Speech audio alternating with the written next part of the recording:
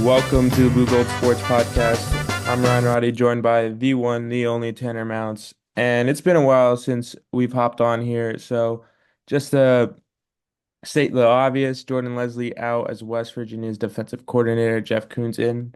And we're also going to be talking about a little Mountaineer basketball today. So Tanner, what was your initial reaction to that move? Well, I mean, I think it was something that had to be done when you look at the statistical numbers. The secondary is one of the worst secondaries in the country. So my initial reaction was I wasn't very shocked at all. I think this was the right move for Neil Brown. I'm sure it was a tough move for him. Him and Jordan Leslie have been very close, and obviously the decision came from Neil Brown. That was released as well. That wasn't a Ren Baker athletic department decision. This was strictly a Neil Brown doing what he feels is best for his team. So, that is maybe a move.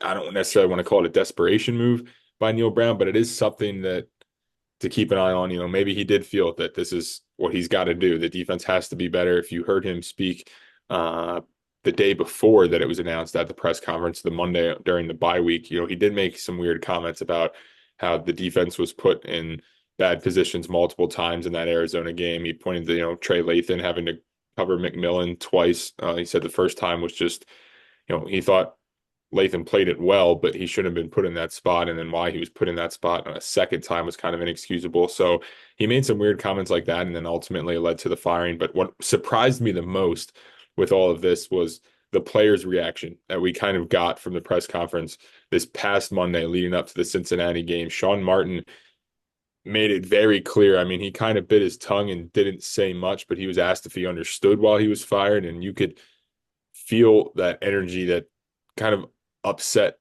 feeling that you got from Sean Martin. He said that he doesn't understand, but he said that his exact words were, but it had to happen, I guess, is what he said. And Jeff Kuntz, we got to hear from him, and he had a lot to say. And it sounded like, he kind of hinted at some of the players are upset as well, but he knows that they know they're just going to have to deal with it and kind of step up and play some defense. But the defense has been an issue this year for West Virginia. So this felt like a very necessary change from the outside perspective, but clearly on the inside of the team, it was not fully accepted.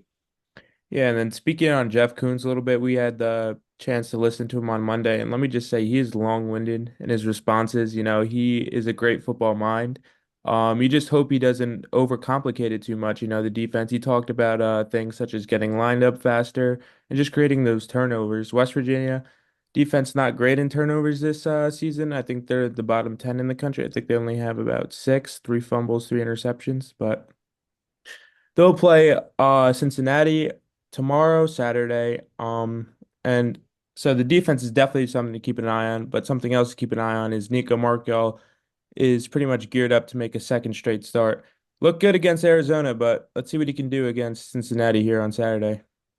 Yeah, I mean, he did look really good against Arizona. He was super efficient, 18 for 22, just under 200 yards, 198, and two touchdowns. And Neil Brown and Chad Scott both pointed to it, and it looked good. It was my initial reaction watching him as well was his poise and his decision making. And those were the two things that Chad Scott really loved. That's what Neil Brown pointed to as well. And they both talked about that final third down play that he was able to convert and getting it to Jalen Anderson there, which was like his third or fourth read. Neil Brown said he didn't even really expect the ball to be going that way. I don't think anybody expected the ball to be coming out of the backfield to Jalen Anderson there on one of the bigger plays of the season. But I mean, he was open. He went through his reads and he converted and got the first down to seal the game. And that's kind of the way that this went. I know Arizona really fought back. The defense kind of let some things up. The offense kind of stalled specifically in the run game a little bit later that gave Arizona extra possessions down the stretch that made it close. But I mean, not only did Nico look good, but I think one of the other things that people aren't talking enough about is Jaheim White also looked super explosive. Some of the most explosive running that we've seen from him this season, about 8 yards per carry. That's his mark that he was at last year. He was great. I mean, that was the Jaheim White that a lot of people were expecting to have for the majority of this year. He looks healthy. He looks really good to go. He had 3 catches as well out of the backfield. So you put those two together. If you're getting a Nico Markiel who's going to be making another start, it appears on Saturday. I mean, I don't think Neil Brown has officially ruled out Garrett Green, but he's all but said that Garrett's not going to play. So we can assume that Nico will be the starter. And if he is, I mean, to follow up a week like he had against the Wildcats, a week ago. You're going on the road again now against a Cincinnati defense that's pretty legit, and they've been really good this year. So it's going to be a much tougher test for Mark Ewell than it was against Arizona. But the fact that he was so poised and like the decision making was there, and I know it was against a weaker defense, but he made some really tight throws and he really worked through his progressions. And when you do that, even against a bad defense, that can translate to a much better defense. And I think that you have a chance to see that against Cincinnati this week. Yeah, I mean, like you said, he looked really poised. The accuracy was obviously there. He completed over 80% of his passes. My favorite play from the game would probably be that long touchdown to Traylon Ray. I mean, how could it not? That was explosive. Great job by Ray there. But for Nico, going into the Cincinnati game, you can't get too high and you also can't get too low. If something goes wrong, interception, turnover, whatever, he's just gotta keep managing the game. He can't like play like scared. You know what I mean? He can't play conservative. He just has to go out there, make his reads, and try to help West Virginia get another victory here in the Big 12 Conference, make it two in a row. And then next week they host Baylor. And you know what 3 wins in a row is called? A winning Wayne. streak. Yep. Yeah, I mean they've got that opportunity in front of them, but like you kind of said, I mean this Cincinnati team is very tough, and it's all led by the rushing attack for their offense. They're one of the best in the country. They average 5 yards per carry, led by Corey Kiner, who's one of the premier backs in the Big 12 Conference. He's at just under 700 yards on the season with 123 carries, only 5 touchdowns. But it goes beyond that. I mean, they have Evan Pryor too out of the backfield. He doesn't get nearly as many carries on the year, but when he does, he's got 36 carries for 332 yards. That's about 9.2. He's got 5 touchdowns as well. Sorsby, the quarterback, he'll more than run it. I mean, they go very deep on the running back depth chart. They've got a great offensive line. No matter who it's going to be running the ball most time, it's going to be Kiner. He's been the premier back for them. But they kind of do a lot of things similar to the way that West Virginia plays, specifically on the offenses. They're going to set up Swarsby by running the football, and they do it very effectively. They're going to try to slow this game down, just like West Virginia does. So, are the Mountaineers going to try to counter that with a Nico performance and try to potentially get away from who they've been the past 2 seasons and try to throw the ball downfield? Or are they going to stick to who they are, and are we going to see a really slow-paced back and forth game where all of a sudden every possession matters in this one? You can't fall behind. You have to score, because if that's the game that we're going to play, I mean, it's really going to come down to the run game. But I think both teams should stick to who they are, because I think it's going to be the team that tries to get away from who they are first that's going to make the first mistake, potentially an interception or a 3-and-out or something of that sort that opens the door for the other team. So it'll be very interesting now with Nico in coming off a big week. Does West Virginia trust him to air it out down the field and kind of get away from the team that they've been the past 2 seasons, or are they going to play their slow pace like Cincinnati does and really make this a hard-fought game? I mean, to that point, I think that West Virginia will be methodical. I think they establish the run early because just in case Nico does have an off day, you can rely on that run if you get Jaheim going early. Like you said, he looked great against Arizona. If he can have a few explosive plays and, be backed up by Donaldson, that's West Virginia's pretty much recipe to success. It was towards the latter half of last season. I mean, Jaheim would break a big run and Donaldson would finish it off. I mean, Donaldson in the red zone, he's a touchdown machine. But for Cincinnati, it all starts with Sorsby. He transferred in from Indiana. I believe he has 15 passing touchdowns, just 4 interceptions, and he's thrown for over 200 yards or 2,000 yards. So he's really helped that offense evolve this season. They're more like pass heavy. I feel like last season they're more run heavy team, but they have a good balance. But let's move on to basketball for a second. Men's hoops, great win over Robert Morris on Monday. People are going to say, oh, it's not that good of competition still. I mean, they scored 21 points before Robert Morris put a single score on the board. So at the time of this recording, they'll be taking on UMass in a couple of hours. And so we'll see how that goes. Yeah, I mean, the first game there against Robert Morris, I don't think you could have scripted a better start for the DeVries era here in Morgantown, both with Coach Darren DeVries and with his son Tucker DeVries, who came out, scored the first 8 points. He was, I think, like 5 of 6 to start the game or something of that sort. West Virginia obviously went on the 21-0 run. I think they led 30-2 or 30-4. was it to start the game? So I mean, like you legitimately could not script a better start. And that's the second time now that we've seen this team come out against a weaker opponent and really put their foot on the gas early and take all the air out of the other team and put the game away right away, which is a really good sign for West Virginia. Um, but I mean, to me, if you take that 21 nothing run out of the game at halftime, without that run, Robert Morris from that point on outscored West Virginia by a point, and then by the end of the game, I think West Virginia only outscored the Colonials by I think it was like 6 points. So I mean, a lot to clean up from that 21 on margin. Because I mean, obviously you're going to wish that you could start every game like that, but the reality is you're not, specifically once you get to conference play. I mean, even against UMass tonight, who's a much better quality opponent than Robert Morris, you're not going to start 21 nothing. Or I mean, I'd be shocked if they do that again. But there were some things to clean up. The rebounding issues, we're going to be preaching on it all season long. DeVries has said that they've worked on it all off season. They know it's their biggest issue. They had the size advantage against Robert Morris. They were bigger than Robert Morris, and they still got out rebounded. I think they lost the rebounding game by 6 or 7 boards. So that's concerning for West Virginia. If you're playing a smaller team, a smaller school, and you still lost the rebounding margin,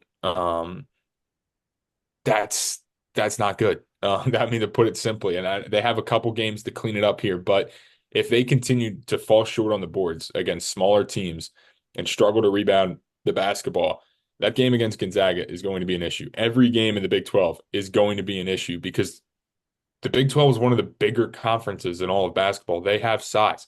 They're super, super energetic. They crash the boards. They offensive rebound. That's what the Big 12 does. They defend and they crash the boards. That's what makes them so premier. And if West Virginia can't do that when they get into the conference play, that's going to be an issue. So these are the games that you got to see the Mountaineers try to clean up that rebounding game before you get into the bigger ones. So it'll be a test against UMass tonight.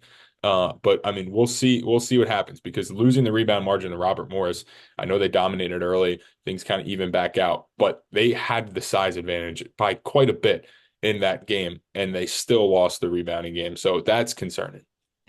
Yeah, I mean, exactly to your point. When they keep getting further into the season, they see that Big 12 competition. I think it's going to be very clear that they have a size issue. I mean, if assuming that DeVries keeps that starting five, Amani Hansberry, he's taking the tip off. He's really like a four. He's a forward. He's about 6'8", I believe. And the only true like center on the squad, I would say, is Eduardo Andre, who came off the bench. I believe he grabbed a couple of rebounds. But the thing is, you can't teach height, you know. So these Mountaineers are just gonna have to keep the physicality up to try to really even out the rebounding game because I believe that is going to be an issue. But something that I kept an eye on was great freshman play from KJ Tenner and Jonathan Powell. Powell looked good in the scrimmage too. You know, has a good three ball, and then Tenner is just like kind of like a game manager as a point guard. Scored 10 points. He shot 4 or 5 from the field, 2 of 2 from three, but he had about 3 assists, I believe. So that's pretty promising for West Virginia. Like kind of like not a rebuilding program, but Devery steps in like whole new roster. So they have somewhat of a future going there. Yeah, and I think the opportunity for them to step up was created by, Jaden Stone goes down.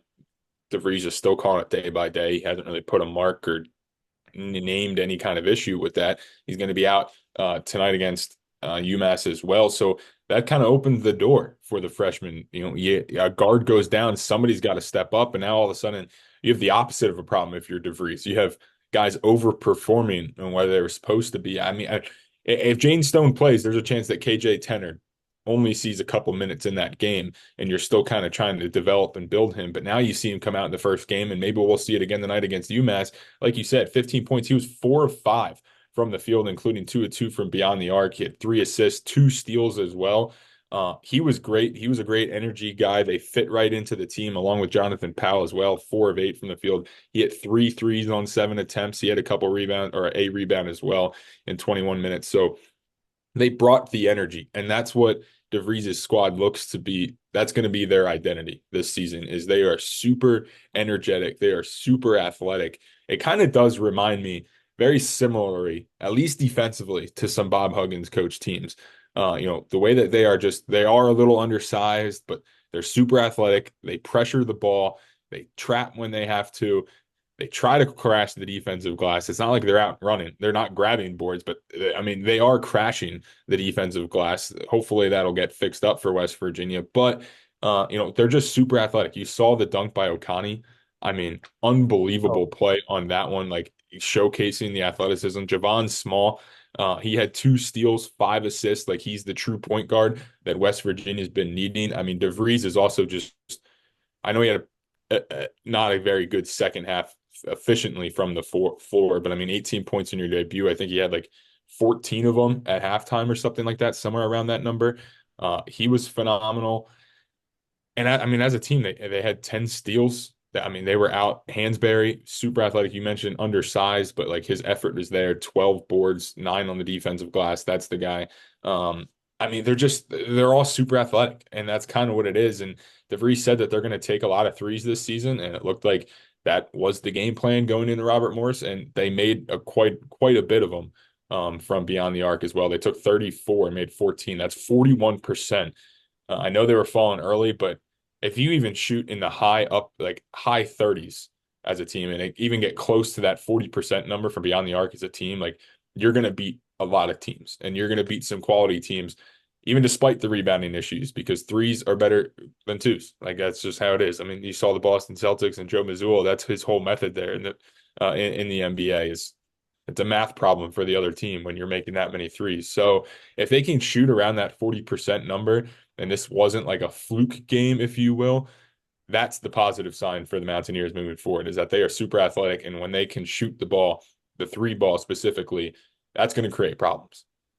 yeah, and I expect to see more of the same tonight. The Mountaineers are probably just going to let it fly. Tucker DeVries is nice from beyond the arc. Javon Small, I think he'll get it going. And then those two freshmen, if they get back in the game, they have a nice touch for the three ball. So, and then I just want to briefly touch upon the women's basketball team. 30, what was it? 32, 33 turnovers? Yeah, somewhere in the high 30s there. I think it might have been 32. 32, yeah, and I think that ties for the most under Mark Kellogg. So, I mean, that's what Mark Kellogg's been.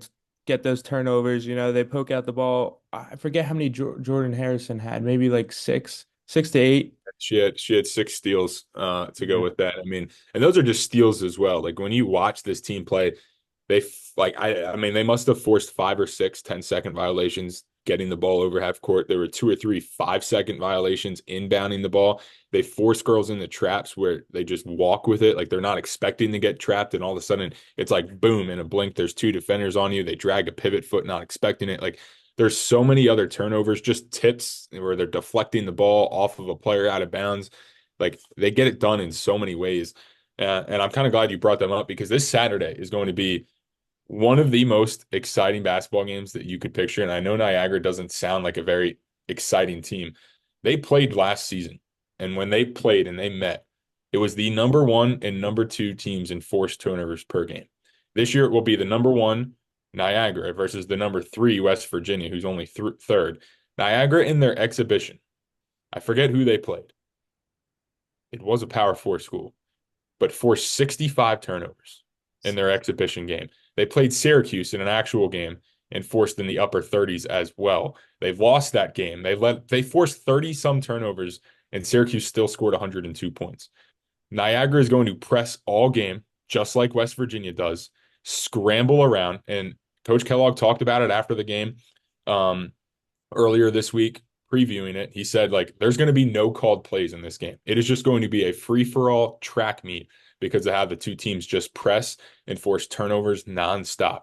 So if you like entertaining basketball, I mean, this is going to be the game. Like this is electric. And West Virginia could still, and most likely will, are favored to come out and win big, but it's going to be crazy the entire time that they do it because Niagara plays the exact same style that West Virginia does. They just might not have the same skill sets offensively to kind of finish or those sorts of things. But it's going to be fun. It's number one against number three in forced turnovers. So it was number one against number two last year. It's going to be crazy basketball, and that that's West Virginia. Like they love that. That's going to feed right into them. Like press Virginia. I've been saying this now since Kellogg's been here. Press Virginia is back. Like it's back. And it's just not with the men's team. It's for the women's team now, but it's exactly the same. They were up 30 points. They were up 30 points the other night and still had three starters in the game full court press. I mean, it's unbelievable. It really is. Yeah, I wasn't aware of that stat, that Niagara stat. 60 turnovers is absurd. So I think it's safe to say that you'll be betting the over on turnovers, total turnovers there I tomorrow. don't even want to know what they would put that line at for these 80, teams. probably 80. It No. might be close to 80. My guess would be it's somewhere probably in the high 70s, um, maybe low 80s. Yeah.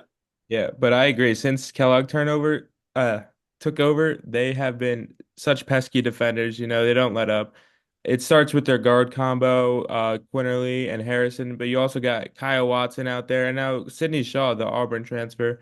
Offensively, she had a career high, I believe, is 19 points, if I'm not mistaken. But she looked good out there. I mean, she should add some positive value for the Mountaineers this season as they try to recreate last season and go even further in the NCAA tournament. But I believe that's going to do it for us today. For Ryan Roddy and Tanner Mounts, thanks for joining us.